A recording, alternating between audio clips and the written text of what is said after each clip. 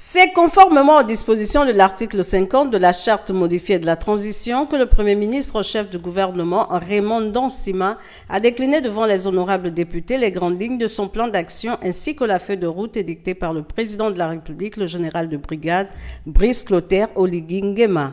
Gravitant autour de 6 principaux axes prioritaires, la déclaration de politique générale vise essentiellement la bonne gouvernance, la restauration de l'ordre constitutionnel et bien d'autres. Cette feuille de route sert donc de cadre pour guider le gouvernement de transition dans ses efforts visant à améliorer la gouvernance de l'État, à restaurer la confiance du peuple gabonais et jeter les bases d'un avenir plus stable, transparent et prospère pour la nation.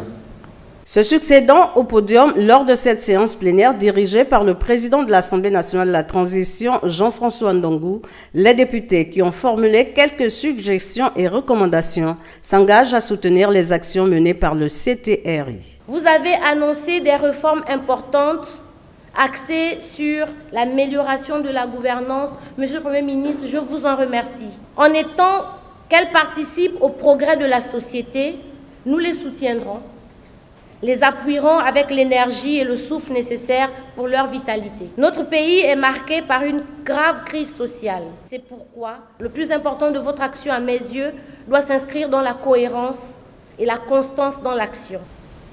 Les préoccupations qui ont été mises par l'ensemble des députés, ces préoccupations n'avaient qu'un seul but: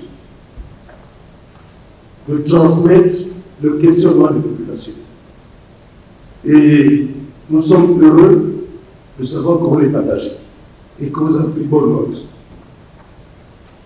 Il nous reste plus, Monsieur le Premier ministre, de convenir dans les jours à venir des mécanismes d'évaluation de cette feuille de route pour que nous puissions mesurer les progrès et apporter éventuellement des ajustements.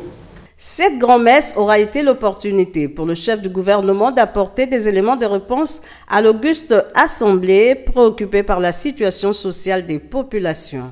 Rappelons que, quelques heures avant la tenue de cette rencontre, le président de l'Assemblée nationale, Jean-François Ndongou, a d'abord présidé la réunion du bureau et celle de la conférence des présidents.